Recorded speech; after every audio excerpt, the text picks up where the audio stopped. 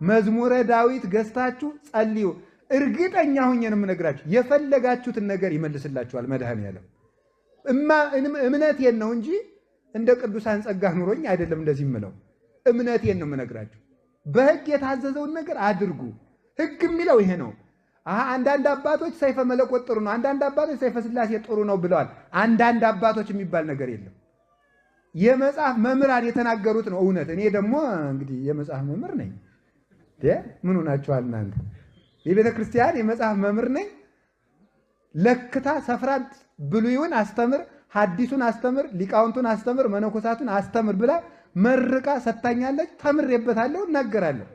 ስለዚህ ቤተ ክርስቲያን እነማን የሚናገሩትን እንመን ካላችሁ የመጽሐፍ መምህራን የሚናገሩትን፣ የመጽሐፍ መምህራን የሚናገሩትን አበው ያስተማሩንን። የኔ እኮ አይደለም ትምህርቱ፣ የሊቃውንት የነ ቅዱስ ቄርሎስ የነ ቅዱስ ዮሐንስ አፈወርቅ የአባቶቻችን የ318ቱ ሊቃውንት ትምህርት ነው።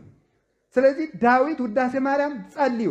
ከዚያ ደግሞ ከሆነላችሁ አርጋኖን ጨምሩ፣ ደግሞ በ21 ድገሙ።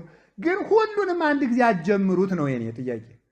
መጀመሪያ የዕለት ዳዊትና የዕለት ውዳሴ ማርያም ድገሙ። አቅም ካላችሁ ደግሞ የሰባቱን በየዕለቱ አድርጉት።